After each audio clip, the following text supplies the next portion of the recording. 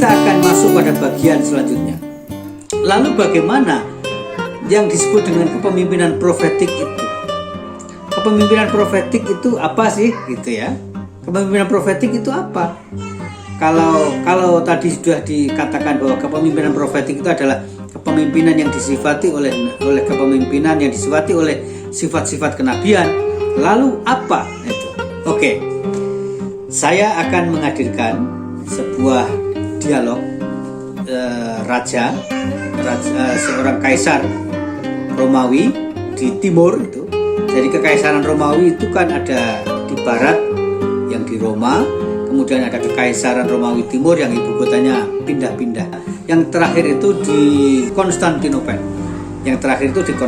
Nah, pada zaman Nabi Muhammad lahir sebagai pemimpin, sebagai tokoh, sebagai utusan Allah itu, dunia ini kan sudah punya peradaban, yaitu Romawi dan Persia.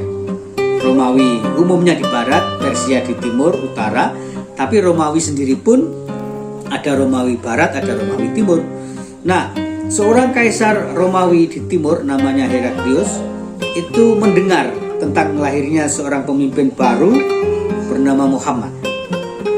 Nah, karena dia mendengar tentang lahirnya seorang pemimpin baru itu, dia merasa penasaran. Sebenarnya anak muda yang bernama Muhammad dan mendeklarasikan, mengabarkan bahwa dirinya adalah utusan Allah itu seperti apa kepribadiannya. Dan dia ingin tahu lebih jauh tentang apa yang sesungguhnya dia lakukan dan bagaimana masyarakat menilai dia. Nah, gitu. Maka satu ketika ada rombongan kafilah dari Mekah menuju Syam, ya. Kalau kita baca sejarah tentang perdagangan itu kan salah satu mata pencaharian masyarakat Arab pada zaman itu adalah perdagangan, ya. Sehingga mereka juga hidup berpindah-pindah mengikuti cuaca. Salah satunya ya dengan perdagangan itu atau mencari tempat di mana tanah subur dan bisa didiami, gitu. Nah, satu ketika kafilah dagang ini hendak berjalan ke Syam dan melewati kira-kira tempat kediaman Heraklius, gitu. Sehingga Heraklius memerintahkan kepada para tentaranya supaya menghentikan kafilah dari Mekah itu. Nah, kafilah, bukan kafilah 10 waton, ya. Jadi kafilah dari Mekah itu. Tujuannya adalah Heraklius ingin berdialog. Siapa tahu di antara rombongan kafilah suku Quraisy. Nah, dari Mekah itu ada yang keluarga dekat Muhammad, kata dia begitu. Ada yang keluarga dekat Nabi Muhammad sehingga dihentikan. Maka dihentikanlah rombongan atau kafilah itu.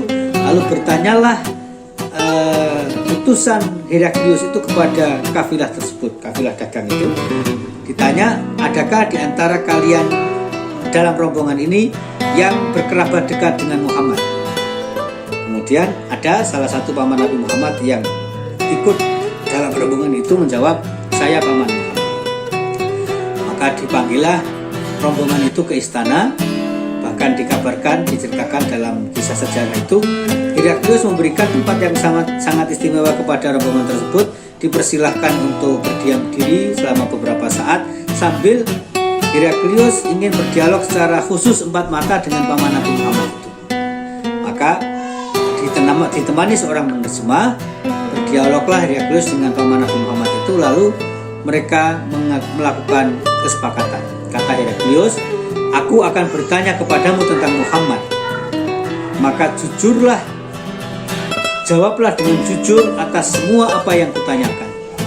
Jika engkau menjawab pertanyaanku dengan jujur, maka akan aku sampaikan kepadamu dengan jujur juga maksud kenapa aku menyatakan atau kenapa aku mengajukan pertanyaan-pertanyaan itu kepadamu.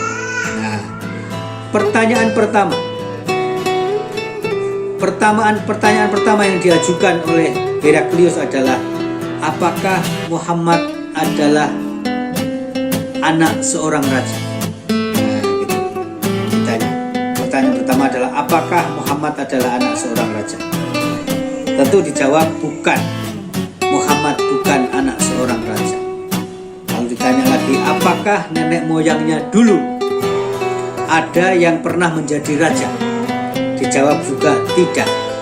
Memang kakek Nabi Muhammad orang terpandang dan menguasai istilahnya itu bisnis akomodasi haji. Itu karena haji itu kan sebelum Islam sudah ada haji itu. Nah, haji itu ya ke Mekah, ke Ka'bah gitu. Jadi orang dari berbagai tradisi, terutama agama monoteis, berangkat ke Makkah pada zaman Arab pra-Islam. Dan namanya orang datang itu kan perlu akomodasi ya. Akomodasi itu ya makan, tempat tinggal. Dan itu yang menguasai bisnis akomodasi haji itu adalah Bani Hashim gitu. Dan Abdul Muthalib, kakek Nabi Muhammad itu adalah salah satu tokoh penting di balik bisnis akomodasi haji itu. Itu kalau dalam bahasa Al-Quran disebut dengan Sikoyatul Hajj. Sikoyatul Hajj. Sikoya itu artinya sakoyaski itu artinya menyiram gitu. Tapi sikoya itu artinya bukan menyiram. Ya artinya akomodasi tadi itu menyediakan. Menyiram itu kan artinya supaya memberikan sesuatu supaya tetap hidup. Menyiram tanaman itu kan artinya supaya tetap hidup. Maka sikoyah itu artinya melakukan sesuatu supaya orang-orang itu tetap bertahan hidup. Berarti kan akomodasi tak? Nah, yang bersaing dengan Bani Umayyah itu, Bani Umayyah. Nah, tapi bukan raja kan begitu. Tapi bukan raja. Kemudian ditanya pertanyaan yang ketiga yang ditanyakan oleh Heraklius kepada paman Nabi Muhammad itu adalah siapakah pengikut Muhammad? Apakah yang mengikuti Muhammad adalah orang-orang terpandang di kalangan Quraisy di Mekah? Ataukah yang mengikuti Muhammad itu orang-orang yang terpinggirkan? Nah, gitu. Orang-orang yang mengalami ketertindasan. Kemudian dikatakan oleh paman Nabi Muhammad itu pemuka masyarakat melawan Muhammad.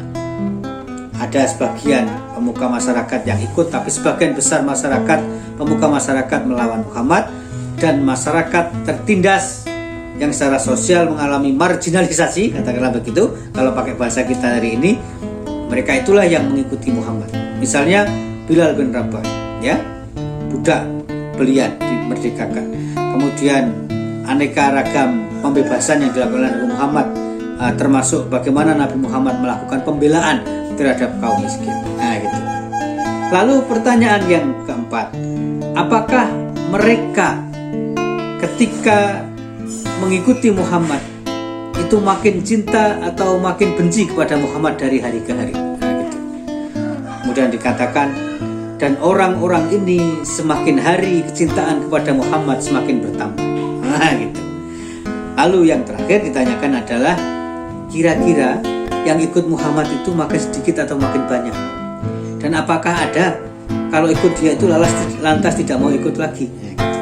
Kemudian dikatakan oleh paman Nabi Muhammad itu, dan atas pertanyaanmu itu ingin kukatakan bahwa semakin hari pengikut Muhammad semakin banyak. Nah, jadi sekalian, maknanya apa? Lalu Heraklius menjawab, aku tanyakan kepadamu, apakah Muhammad anak seorang raja? Dan kamu mengatakan tidak. Maka benar-benar Muhammad ini adalah seorang nabi. Nah, gitu kata Heraklius. Kenapa demikian? Karena kalau dia anak seorang raja, maka bisa saja dia mengaku-ngaku nabi untuk menjadi raja kembali. Nah, gitu. Atau pertanyaan kedua, engkau menjawab, kata Heraklius, bahwa tidak ada dari nenek moyang Muhammad yang pernah menjadi raja. Maka aku yakin bahwa Muhammad ini betul-betul seorang nabi. Lalu ditanya, kenapa demikian? Karena kalau ada nenek moyangnya dulu pada zaman terdahulu pernah yang menjadi raja, maka bisa saja Muhammad mengaku-ngaku sebagai nabi untuk mengembalikan kekuasaan keluarga besarnya atau nenek moyangnya itu. Berarti dia memang nabi. Gitu. Kutanyakan kepadamu, siapakah yang mengikuti Muhammad? Engkau menjawab, kaum tertindas lebih banyak dan pemuka masyarakat banyak yang berusaha untuk menghalangi misi Muhammad. Maka aku katakan kepadamu, Muhammad betul-betul seorang nabi.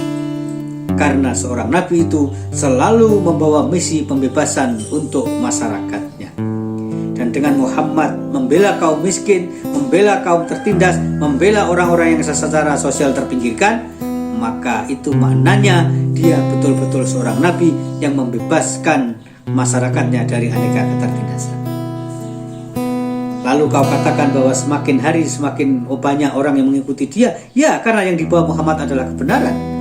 Lalu kau juga mengatakan bahwa semakin hari orang-orang yang mengikuti Muhammad itu semakin cinta kepadanya, maka kukatakan kepadamu, begitulah pemimpin yang sesungguhnya selalu dicintai oleh para pengikutnya.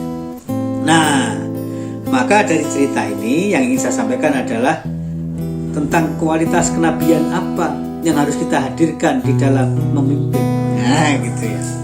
Maka prinsip pertama yang ingin saya sampaikan adalah dengan mengacu kepada kepemimpinan profetik itu, pertama adalah seorang pemimpin itu harus berorientasi kepada yang dipimpin. Nah, gitu. Maka harus dibedakan antara pemimpin dan bos. Antara pemimpin dan bos. Kalau bos itu nyuruh, nah gitu. Kalau pemimpin memberi contoh, nah gitu. Kalau pemimpin memberi contoh, kalau bos nyuruh. Makanya harus kita bedakan. Kita ini mau jadi bos atau jadi pemimpin. Pemimpin itu berada di depan. Nah, dalam bahasa Jawa, sebagaimana sering kita kutip dari Ki Hajar Dewantara itu kan, ing ngarsa sung tulodo, di depan memberikan contoh.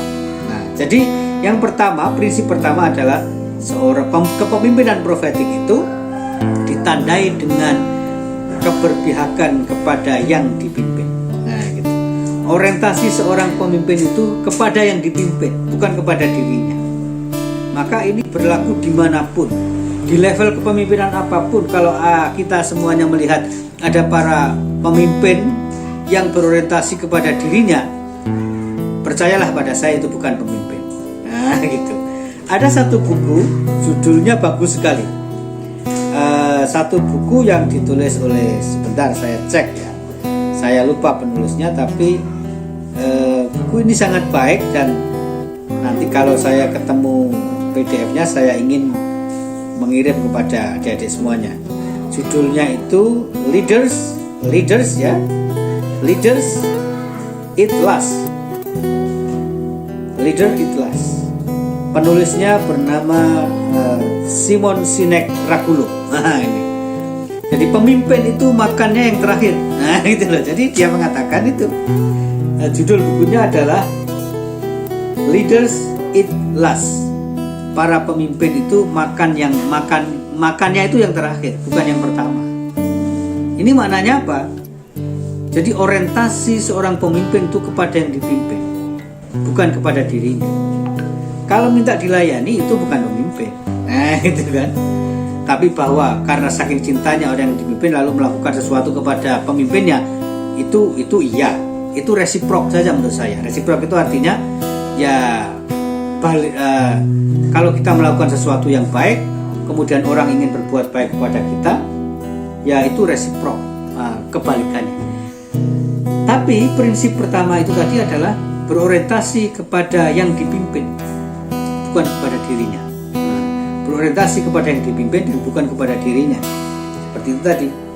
Leaders eat last. Pemimpin itu makan terakhir kali. Maknanya apa? Mendahulukan kepentingan yang dipimpin daripada kepentingan dirinya sendiri. Nah, itu. Ini prinsip pertama ya. Kita bisa mencari contoh dalam sejarah pemimpin-pemimpin yang berorientasi kepada dirinya atau pemimpin-pemimpin yang berorientasi kepada masyarakatnya. Gitu.